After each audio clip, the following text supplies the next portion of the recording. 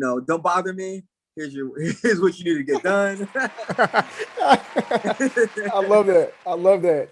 And I definitely want to get into all of that here in a bit. But first, I want to, have you first introduce yourself a little bit, about who you are, where you're from, and we can go from there. So if I could just have you first, say your name, and from there go into who you are, where you're from, and the whole spiel. My name is Ode Osbourne. I am an educator in Milwaukee, Wisconsin, a UFC flyweight fighter, and I was born in Jamaica, Kingston, and now live in Milwaukee, Wisconsin. I grew up in Florida. What's the temperature there right now? Oh my gosh, freezing cold. Like, yeah, it's like -1 with the wind chill or -20 with the wind chill, but it's showing, I think, 5 degrees or something like that. Okay, yeah, I'm in North Dakota, and it's negative. It's been -20 to -50 without the wind chill. Oh my gosh, my I call my brother. I've known him since he was 2 years old, but he goes to school there. Okay. He goes to Minot State. What? Swear. I swear. No, I live in Minot. No, I kid you not. What the heck? Yeah. No, that's funny. I was there like not too long ago, a couple months ago. Wow. Yeah, we like, me and his coach. His dad is my coach now. He coached me in the UFC. He's been my wrestling coach since I was 14 years old. So that's why he's like my brother. I've lived with him forever, and we drove up there, dropped him off at college. This was his first year. He's wrestling there at Minot State. He's doing the medicinal plant chemistry. That's his major. Okay. Yeah. That's crazy. What the I know, for real. Minot State, literally like 5 minutes up the road. I was over that way a little bit earlier today, but that's crazy. That's crazy. That's super crazy, man. I probably ate. I don't remember the place I ate at, but it was super dope. It was downtown by like this little flower shop. And there's not too many places here, so it's not much here. Man, but the scenery though in the like springtime is it's beautiful. Mm-hmm. Yeah, I went to this bar. It was almost like it had like a patio. It was outside, and the patio extended outside.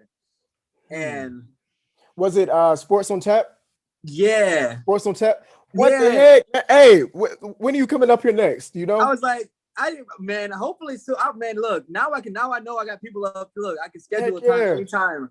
But it was crazy because I was like, I did not know there was this many minorities. I went to Sports on Tap, and I was like, oh, there's the minorities here in Minot State. I was like, no. Listen, Sports on Tap is the minority place. It's like and it's not just it's a mix of all cultures, but that's where us people go. So I see that. I went there and I was like, yo, I was with my coach and we're like, oh my, that's what we knew. Like Xander was in good hands. We're like, okay, he'll be in good hands. As soon as we went to Sports on Tap, we're like, all right. Yeah. All right. I felt instantly more comfortable. Oh man, that's crazy. Yeah. Next time you come up here, man, just shoot me a message and I'll definitely stick my head out. No, for sure. I definitely will do that. Definitely. That's crazy. This world is so small, man. It's so small, man. It's so crazy. I would have never guessed you'd look at that. I would have never guessed. And my coach, so his dad and I are, going to a business together. Not sure yet if this pans out, but we want to buy a house in Minot and have all the wrestlers stay there. Oh, because he's on the wrestling team, so have like a little wrestling house. Oh, that'd be dope. Yeah, it'd be cool, man. And so that way he can get off of campus, as a sophomore, and it'd be cool. Heck yeah, and it's some nice houses out here. I mean, I don't know what type of money you guys are trying to spend, but it's some fairly decent houses that. Yeah. I mean, we probably will look into getting a loan and going that route. Okay. And then having that pay, just rent, pay for that loan. Pay for that loan route. Off. Right. Yeah. And then, but we already finished our LLC paperwork and everything. We're just, it's a matter of him, whether he gets his grades up or he likes it, see how the first year goes. If if he's satisfied and that's where he wants to be, then yeah, it definitely sounds like a good plan. But as of right now, we're doing that. We're trying to figure out stuff for here right now, and then expand into Minot. Definitely. Yeah. I actually am not sure if you know them or not. I used to do a little bit of boxing here with a guy over at Primo. I think it's Primo Mixed Martial Arts or something like that.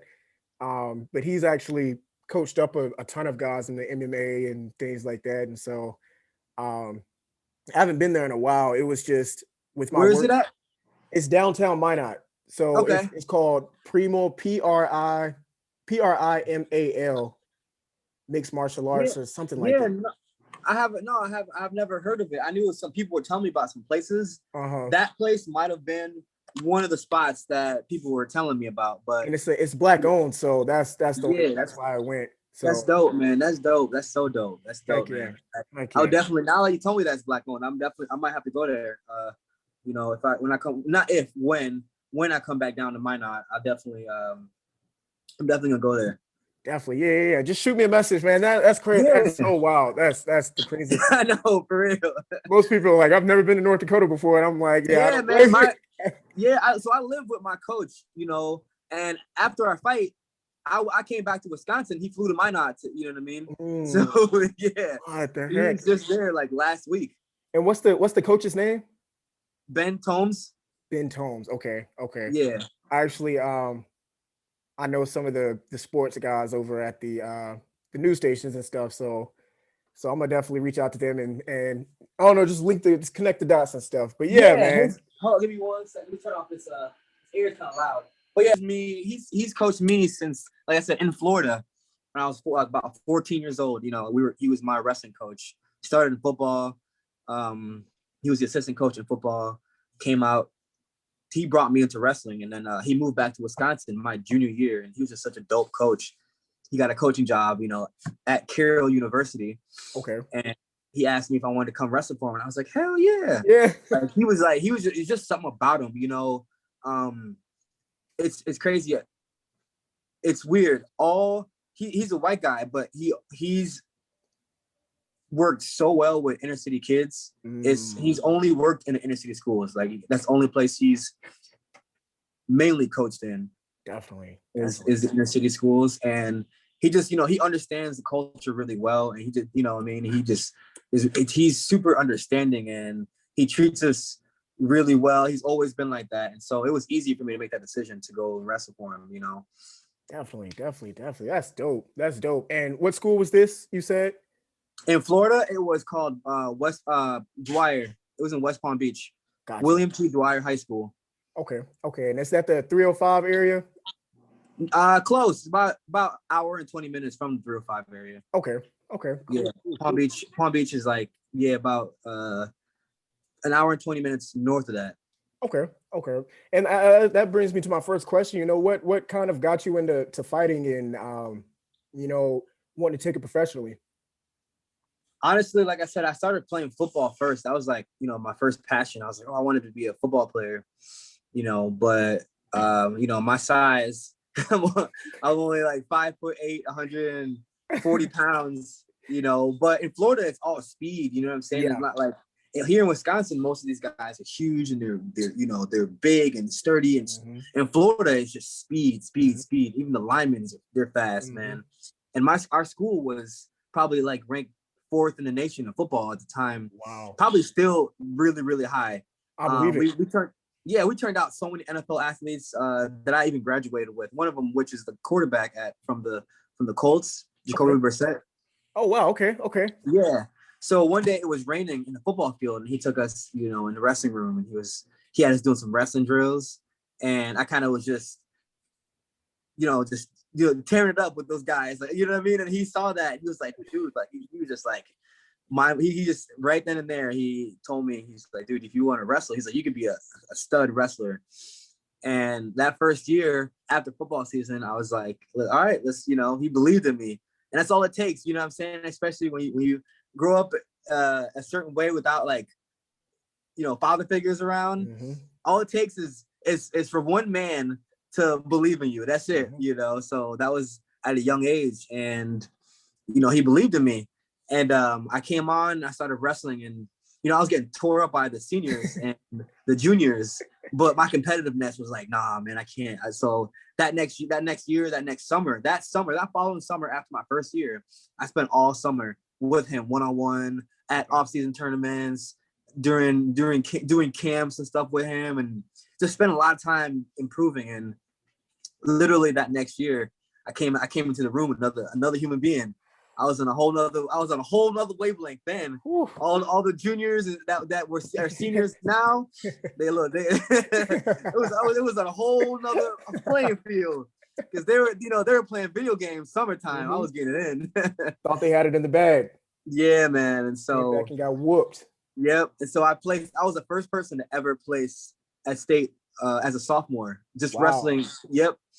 And then I only started wrestling my freshman year. People usually start when they're like 5 years old, So it goes to show, man, hard work and dedication and anything you set your mind to. And he was just a phenomenal coach. He coaches in a way where he kind of cheats the system. You know what I'm saying? Mm-hmm. Because it's like football. You're not gonna catch up to a wide receiver that's been playing football all their life.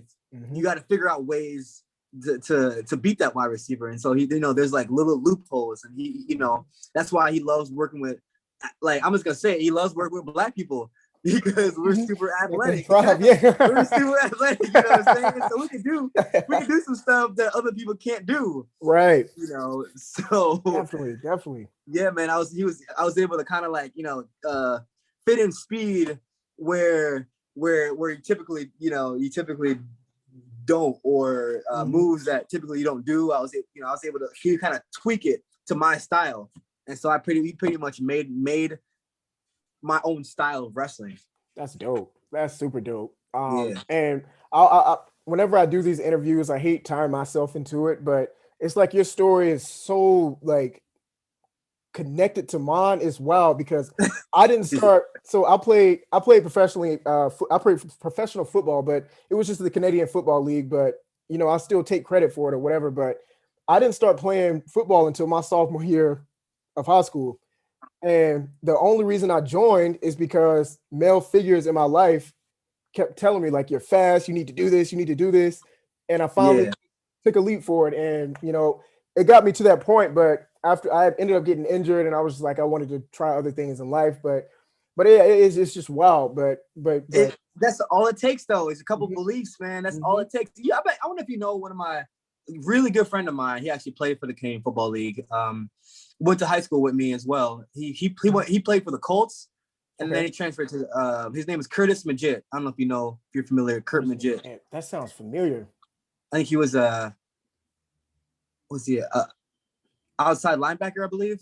Okay, that sounds familiar. That sounds super familiar. Yeah, if you look him on Instagram, when you get a chance, his name is Kurt Majid. Okay. If you can, search him under my friend list, but you might know him, you might not, but he's like I said, same thing with him, man. He's just just an amazing human being, just such a dope human being. But definitely. And so you make your debut into the UFC maybe a year and a half ago. What was that transition? Because I know, like, I'm pretty sure it takes like some professional realm before you get to just say, I want to go into the UFC. And so what was that like, transitioning from the regular pros to the national stage? Oh man, it was unbelievable. It was surreal, honestly. I think what really transformed me, though, was that I had to take a loss my first fight. You know what I mean? Because I came from Jamaica, third world country, remembering certain things that I faced growing up to coming here. And so I always had that tenacity, that hunger, that thrive, that, you know what I'm saying? And so when I got my contract, I kind of went like this, like, like, all right, I can breathe now. You know what I'm saying? But that's the last thing I should have done. You know what I mean? So, that walkout on my first fight, like, just kind of, I thought I was on like cloud 9 the whole time, just like checking everything out. You know what I'm saying? No joke. It's like I was on cloud 9. I'm looking at, you see like Tom Brady in the front row. You see all these like famous actors and actresses that come to watch you fight, and you think to yourself, like, man, like this is I made it. I'm like, I'm in here now. I'm in the gate, you know. But then God was like, nah, man, you didn't make it yet. You got to get yourself humbled a little bit more. And that's what I needed, because I was so distracted from all the hype and everything. You know what I mean? I was just like, I forgot the drive. I forgot the why it is that I chose to be a fighter, and what it is I'm doing, what I'm doing this for. What am I doing this for? Why am I doing this? And I forgot that, all that drive that brought me to that point. I kind of like decided to kind of, okay, I made it. Like, no, yeah, I didn't. I'm just scratching the surface. Now is when I really supposed to be going. Yep. And I needed that, that kind of God smack, as somebody would say, the little wake up call a little bit, So I kind of went back to why is it that I'm doing this? So like, I didn't come all this way to be happy and content to where I am, because that's where I was at that time. I was like, oh man, this is dope. Yeah, I was just like happy and content to where I was, and I kind of lost myself a little bit. I had to get back to what I, where I want to be, and focus on the mission. Definitely. And like you said, I mean, God has a mysterious way of working, and it's almost like draft day when you get that call, and then you're like, oh, the signing bonus to follow, and but then when camp comes, it's like, all right, I gotta tune back in. But your record is not bad at all. I mean, it's definitely an elite record. So talk about that a little bit. Well, I've never been somebody to point fight, they call it. You know what I'm saying? Trying to like win this round, win that round, and then we'll win these rounds. Or, I've never been that kind of person to go to kind of round by round and try to win rounds. I've always been, if I have a strategy in my head, it's how can I finish this person in front of me? And I'm always trying to finish you. The reason why you don't see finishes a lot of the times in the UFC or in just MMA in general is because, people are trying to, win the rounds. If I just land more than him and take him down more than him and just hold him down longer, then I win. But that's not how I think. I'm trying to, in order to be the best in the world, you got to demolish these people. You know what I'm saying? And so that's the mindset I'm trying to be on. That if I got to face number one, then I need to be way above number one. So I got to start like just whooping everybody. I got to start tearing everybody apart. And that's why 8 out of my 9 wins come from finishes in the first round, because I'm constantly trying to finish you. I'm always looking for finishes. If I'm on my back, I'm trying to sub you. If I'm I'm on top, I'm trying to beat you until you quit, and so I think that's a lot to do with it. Definitely. And excuse me. And I'm not sure if MMA is the same way as like kind of boxing, where it's all about the athlete themselves individually. And so someone like Floyd Mayweather, well, each athlete is their own, you're an entertainer in a sense. And so I know with boxing, and this is where Floyd Mayweather made most of his money, is because he was an entertainer. And so someone like yourself who's people want to see knockouts. People want to see someone tap out like you did last week with the 26-second knockout. Like, people want to see that. And so you feel like that helps with like advertisement. I'm not saying you're oh, hell yeah. Definitely 100%. That is the you know what I mean? In order to beat out all these guys that are ahead of me, I gotta get those wins by knockout, tap out, you know what I'm saying? I gotta impress not just the judges, but the media, Dana White, everybody, my managers, that, you know what I mean? So that they can get me, you know what I mean? I gotta impress, I gotta show up, I gotta show up. I can't act like a tiger and then go in there and perform like a cat. Right. You know what I'm saying? Right. I gotta perform like a tiger when I'm in there as well. Definitely. And you see a lot of these times, a lot of these guys talk and they just, and they just get out. Then they get in there and they perform like a cat. They're scared. Exactly. So yeah, man. Getting those wins like that is definitely, I think, the key to my success. And I'm hoping to continue that realm of getting those knockouts and subs like that. Definitely. And to kind of recap from what I think it's been about a week, 2 weeks now or so. But Yeah, you had a 26, 27, I'm not sure. It was somewhere in that second range, 26-second knockout. I'm like, can you talk about that a little bit and what was going through your mind? I mean, you prepped for this for a long time and get in there for half a minute. Well, originally, it's funny. So originally, I was supposed to fight this guy at flyweight, and they scrapped the card because they thought Vegas was going to shut down in January. So they moved the show to Abu Dhabi and changed the date. And so I couldn't fight anymore. It was all off. But he ended up taking a different fight in Abu Dhabi on the 27th. And so they got me a fight on the 6th of February for a different guy, Denis Bondar, this guy from, I think, Ukraine, I believe, somewhere in that region over there. And on the way to the airport, find out that he can't, he had some visa issues and he couldn't leave the country. I don't know if it was like COVID related or what, but like this was like Tuesday on the, on the way to Vegas. Wow. And so they finally get Jerome on the, my management team talks to their camp and ask him, because we were originally supposed to fight. But the problem is now he can't fight at flyweight. He can only do 45 because he just fought 2 weeks ago. And so, he's probably eaten and kind of blew up, gained some weight. So we made it for 45. So I had to gain weight. That's why I said I was 143. Right. He was 145 on the card you saw. So I had to gain a lot of weight because I was originally trying to get down to, make it a catch weight. Right. So, yeah, man, it was just been like a roller coaster. But I just tried to stay calm the whole time, man, and stay grounded. That was the most important thing. Didn't let my mind go outside of the realm. Just stayed calm, stayed grounded. And during that whole fight, like I said, I was just calm even walking out. Like I already knew, I just had that calm aggression.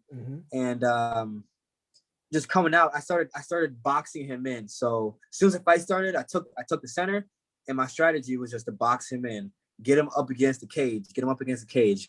And usually when you do that to somebody, when you walk them down, so if you watch the fight, when he moved left, I would move left. When he moved right, I would move right. Then I started doing that left, so he felt like he was trapped. And so I kept on getting closer and closer. And I know it was only 26 seconds, but little small details, like he felt like he was trapped. So usually when people feel trapped, they panic and they do, when they panic, they either throw a big punch or a big kick. So I was ready for whatever, I was like, it's a matter of time, because I saw on one of previous fight, he lost the fight up against the cage. It didn't make it where his back was against the cage, but he panicked earlier than I thought. Right. And then he threw that kick where, there's something called, in football, there's different range. You know what I'm saying? Same different range and angles in football. It's the same concept with angles and range. But he was not in kicking range. And he just, he threw that out there. And so when I saw it, I was like, okay, here it is. Just gotta, so I had to hold it up just like a millisecond longer, just so I can get my footing down. You know what I mean? Because if your footing's not in place and you throw a punch, it's not about how hard you can punch. It's all technique. It's not about how hard you punch. Yeah, a lot of it is, and a lot of people do have, it is, a lot of it is punching power, yes. But I have, if I know my footing is right, I can send one off at, a great power and just destroy. I have to ask, do you, as far as fighting, and especially like on a national stage that you're on, do you have to register your hands? Is that a real thing? Yeah. It's like, it's all when you get registered to be a professional. It's all okay. It's all in one. It's all gotcha. In one. I wasn't sure if it was like a state by state thing. Like I'm doing this, and so these are my hands are weapons at this point. Yeah, I mean the UFC has their like I said, their commission. The Nevada State Commission has everything all in there. So when the contracts come and you sign it, everything's all in that same contract. Gotcha. And so I want to kind of transition. You leave from doing this incredible fight, 26-second knockout, and a few days later you're back.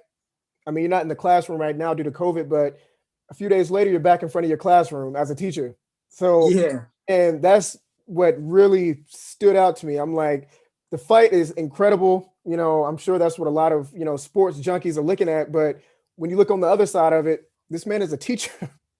So it's like, can you talk about that a little bit? Like, Yeah, well, I'm actually an assistant. So um, my actual teacher, Leslie Bowman, she's incredible and she is amazing and she holds down, the fort and just does these amazing things. Whenever I leave, and do these fight trips, she covers and does awesome job, and vice versa. We just work really well together as a team. We work really well together, and so it's amazing being able to have someone you can work with and get along with, and just see the momentum for the students. But anyways, got off topic for a second. Yeah, so getting back in was incredible because I got to see the students, and they love it. They're like, oh, Mr. O, Mr. O. And so they're already, Leslie put together a video for me before my fight. So that Friday, she had the students do like a little send-off video, and she copied and pasted and did all the work and sent it to me. And it was just like, man, it was so awesome. It was just like the motivation I needed. So getting back that Monday, seeing them was just like, just telling them like, thank you so much. And like, I love them. And, just I appreciated everything they did. And the energy that it brought me to get my victory, you know what I'm saying? Just remembering why it is I'm fighting, what I'm fighting for, which is those kids. And that only lasts like 2 days. And then they're like, all right, then they're back to, being like, all right, because I'm like, cool, Mr. O, UFC fighter, only for like a day or two. And then they're used to me again. You know what I'm saying? It's like, definitely. that's how it is. Like I said, I made the comparison. It's like, if your dad's the president, your dad is the president, yeah, but you still will give your dad attitude. You know what I'm saying? But I'm pretty sure with you being a UFC fighter, your students aren't missing any homework. I'm like, if you were my teacher, man, they don't. Man, I told you I work in the inner city, right? Yeah, they don't care. Man, they could care less if I'm a UFC fighter, Yeah. a special op agent, whatever. They keep me humble though. They keep me so humble because like to everybody else, people are messaging me like, oh man, and I got to keep myself grounded because you don't want to fall into the social media vortex of the hype and get up here. And so you're like, oh, because then you get back to that UFC debut. Yep. I get back to the debut. So it's fortunate to have the kids I work with because they're like, all right, yeah, good job, Mr. O. Okay, now, anyway, so now they get back to like treat me like a normal human being. So it's humbling, because you got everybody else in the world just blowing me up, all the attention, and these little kids like give me no respect. Like, okay, Odie, just because you're on TV doesn't mean anything, man. They're like, nah. They are crazy. funny, man. They are so, I love them. They are so hilarious. So hilarious. Just one of the girls the other day was just like, we're doing writing. So we're starting up writing, and she's like, oh God, writing. I just want to die. I can't. She's like, oh, I literally just want to die. I'm like, y'all so dramatic. But it's stuff like that. It's because everybody thinks being in the gym, you're in the gym and you're just knocking people out and you're just doing all this great thing and you're walking around the gym like, that's not how it is, man. That's not how being in the gym is at all. The grind and you got to embrace that stuff in the gym because that stuff will wear you down. And so being in school with the kids, it's almost like peaceful for me. People are like, oh, you were with 6th and 5th graders, like, oh my gosh, that must be woo. And I'm like, no, it's actually a lot. I actually love it. There's obviously days where I'm frustrated at them, but I love it because they bring me so much joy. And I'm a big kid, so I'm able to joke with them a lot of the times, and they love it when I joke with them. And I rib them because they be trying to come for me, and I yeah, do your homework. Right. They try to roast me, and I roast them, and they, the whole class like, oh, you got roasted by Mr. Oh. So yeah, man, it's a good balance, Definitely. Yeah, I have a couple of friends who are teachers themselves. They transition from the football world, and they're not doing both, Yeah, but they're in the teaching world, and they definitely enjoy it. And I commend you, teachers, because you guys, one, don't get paid enough for what you do and what you have to put up with. that's a fact. And it's just an around the clock type of job, and so, and you like they say, our youth are our future. It sounds cliche, but that's so Mhm. true. And so having It- teachers like it's, yourself, it can be inspiring for not even young boys, but little girls who might look up to you and say, if Odie can do it, I can do it, so so yeah. that's the message, and Mhm, that's exactly what you just said right there. If he can do it, I can do it. That mhm, is the message, man. And if I could just keep that message going, you know what I mean? Because a lot of these kids are walking against the current. mhm, They're constantly walking upstream, and they're doing and saying the opposite of everything you want them to do and say, because they've mhm, given up on life. A lot of them, not the ones I work with, they're young, but I'm saying once they hit the high school, they a lot of them once they're in high school, they just walk upstream. So if I could keep that current flowing, that going with the flow, keep them on that. If I can do it, you can do it. If you can do it, I mhm. can do it. Bus, then that's man, that's a bright future. You know what I'm Yep. saying? That's a bright future. Unless I always talk about every interview I do, I talk about self-sabotagation. I don't know if Mm. sabotagation is a word, but I'm just gonna say it is. And it's just a it's a powerful thing. People, I used to self-sabotage all the time, and I didn't know what was happening or why I was doing it. And I didn't even understand. I didn't even know that I was doing it until I got older. You know what I'm saying?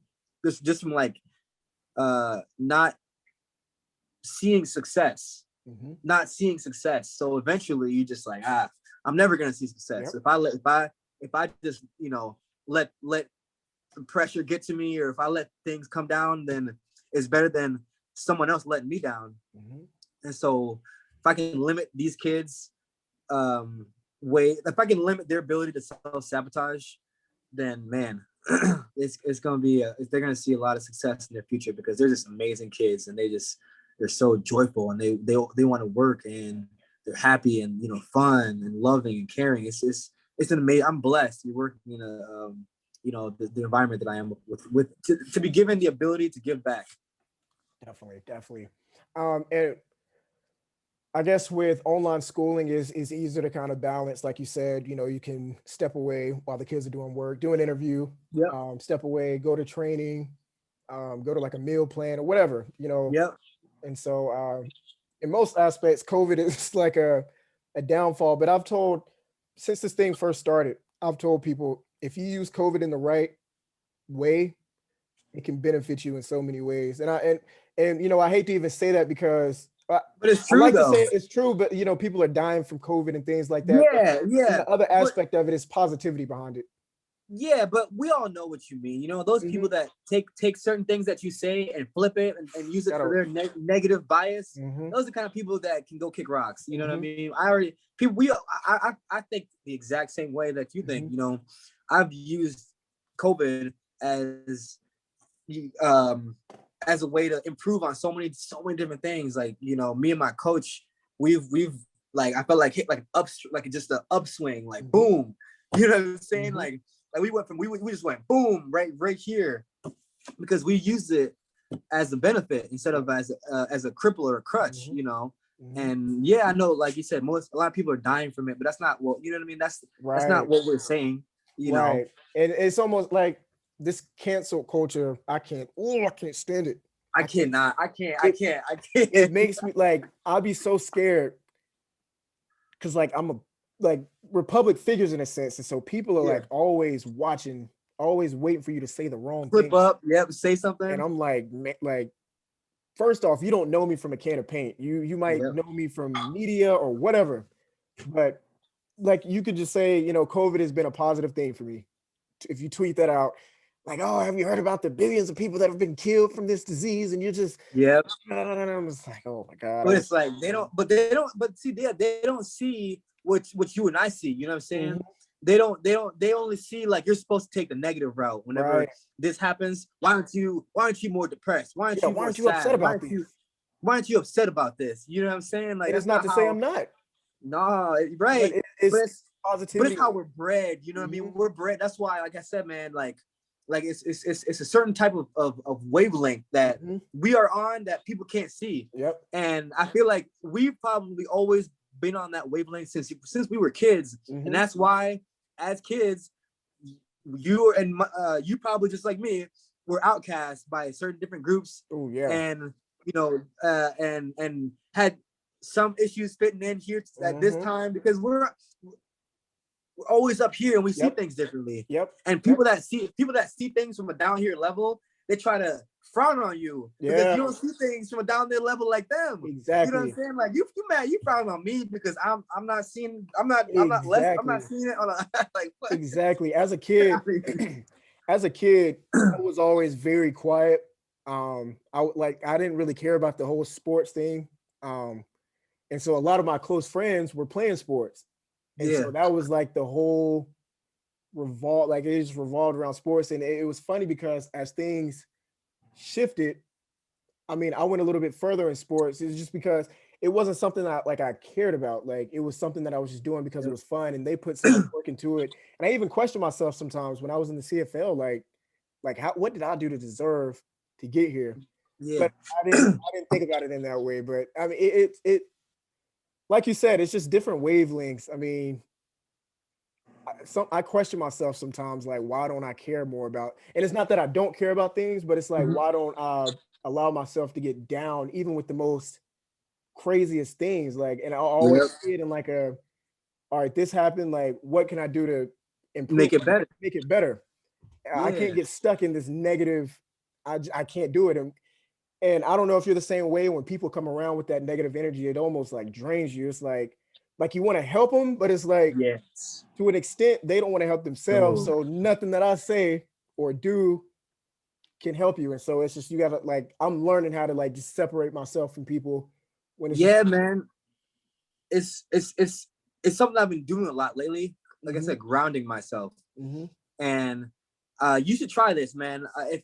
But I realized that I let people guilt me a lot of the times growing up. You know what I'm saying? And people have a way of guilting you to where they don't even know that they're guilting you, but it's just something that they do that's instinct, you know, and it usually is people who are entitled. And when you know what I'm saying, usually people who are entitled have an instinct and know how to guilt somebody. And what I've been doing lately is whenever I feel that negative energy or that feeling of, oh, you know, you think you're better than me now or something, or you know what I'm saying? You know, those type of people, I just kind of remind myself, like, okay, stay grounded and take my emotions out of it. Like whenever I start feeling some type of way, I said, you know what, I'm not gonna, no. And it's bad because you have to get yourself in a place of selfishness almost. right. You know what I'm saying? You almost have to think to kind of say care that much about what this person is thinking or saying. And it's like you have to get yourself in that state of mind. For me, I'm not really far. I would say that I am a very selfless person. I think about other people all the time. And I think that's why I get guilted so much and I get duped so much by so many different things. So I've had to kind of learn to be a wolf in situations. And that's something I've been training myself, you know, be selfless until it's time to be a wolf. Whenever I feel guilt, I got to be a wolf. Whenever I feel like people are negative energy, I got to be a wolf. Because like you said, a lot of times when you try to help them, it just makes it even worse because of that saying. You don't correct a fool, you correct a wise man. And that's a true saying, man, because you start talking to them fools, you trying to help them, and they just there's like you all of a sudden you get into that and you're like, all of a sudden you're worked up now because they took what you said for, you know, and you like, man. Exactly. Yeah, it's I could talk about that for days, but I'm like the connection here is going in and out. I kind of lost you a little bit there in the back end. but yeah, it's draining, and I'm one of those who is, and I've taught myself this over the years, but mental health of your own self, like you still there? Oh yeah. You still there? Yeah, we I think what it is. all All right, right. yeah, there we go. Yeah, but yeah, just mental health, man. It's one of those where that I've had to teach myself, and I've always been one of those, like, I'm very selfless, like I love to help other people, but Yeah. like we've Yeah, I been can tell, saying, man. it's it's a certain extent that I'm willing to go. And another thing, I hate when people try to take advantage of you trying to help them. Like I've learned, Oh my I mean, God. I'm to the point now where I'm getting a new phone this weekend because I'm having to switch up my number. Like I'm just gonna have my number that I have now is like a work phone, to where those who I know Yeah. will blow my phone up for no reason, they can keep that number. And I'll have a personal phone that I'm gonna keep on Mm-hmm. me, and put this other phone to the side, like I can leave it at home or whatever, and I can just like Yep. exclude myself, because I mean I love to help people, but one, either people don't want the help, or two, they will annoy the heck out of you and take Yep. advantage of it, and still don't want the help. Like they just want that fact of, oh, I know I can call Malik and he's gonna listen to me. And I'm like, I'm past that point. Like I can't, because you're just taking everybody's emotions and Yeah. following it up, and you still have to deal with your own emotions. And it's like, who's checking on you, you know? So yeah, but Well, I it, agree with you, man. A lot of that too is people, a lot of it, I think people are you're trying to teach them how to fish, and they just want the fish. You right, know what I'm saying? They're like, right. oh, I don't want to learn how to fish. Hmm. Just give me the fish. Hmm. You know? Hmm. But then when you give them the fish, they come back, they're hungry again another, yeah, tomorrow. And they're Exactly. like, oh well, can you give me another fish? Hmm. You know, Hmm. well, I'm giving you five fish this week. Like, no, it's either you let me teach you how to fish, or we're not gonna have this conversation Can't keep anymore. having this And conversation. 9 times out of 10, it's we're not having this conversation anymore. Exactly. Exactly. Well, I appreciate you, man. I'm not gonna keep up any more of your time. Before we wrap up here, is there a way people can get in contact with you? Maybe like a social media that you use the most, or somewhere where your supporters can get a hold of you? Yeah, I use Instagram the most. Most people can follow my Instagram. I do a lot of like I said, I love comedy and stuff. So I post a lot of like, comedic videos and stuff like that on my Instagram. But yeah, Ode Osbourne, Ode Osbourne, Osbourne. Just follow me if you want to get a taste of my humor and what's to come with fighting and stuff like that. Definitely. And I don't, not sure if you've heard this. Do you listen to Ozzy at all? No, I have. I mean, I hear that all the time, all the time. I get that all the time. Definitely, I just had to ask. I all was the like, I'm time. But pretty no, sure I I'm not have the not. first person. I'm pretty sure I'm not the first person. No, you're not, man. But yeah, I I don't appreciate you so know, much, man. But man. yeah, man. Definitely have to get you back on here in the future. Yeah, man. When I get so if I ever get over to Minot, we'll definitely link up Heck yeah. and Heck yeah. Heck yeah. we'll figure something out.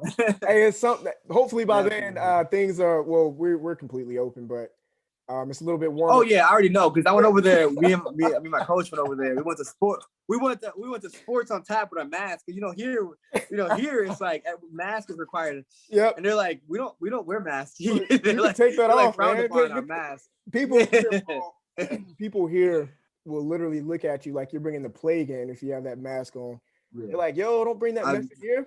No, take that off. for Take that off. Get it off. real, for real. It's funny. Like Yo, they're whoa, trying to like whoa. get some holy water. Yeah. Whoa. Whoa. Oh man, Dude, that's that's so hilarious. funny. I bet. Yeah, man. You probably are familiar with everybody in Minot, especially being a public figure out there, and Yep. it's a smaller area. Hmm.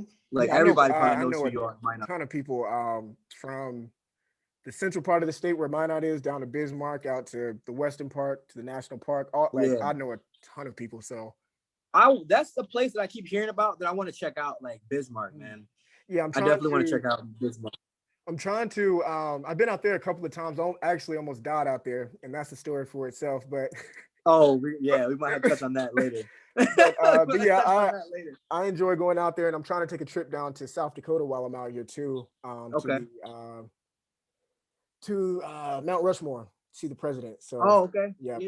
So it's about a 6-hour My, drive. like I said, my coach goes out there. He'll go out there. He just came from back that way last week. So.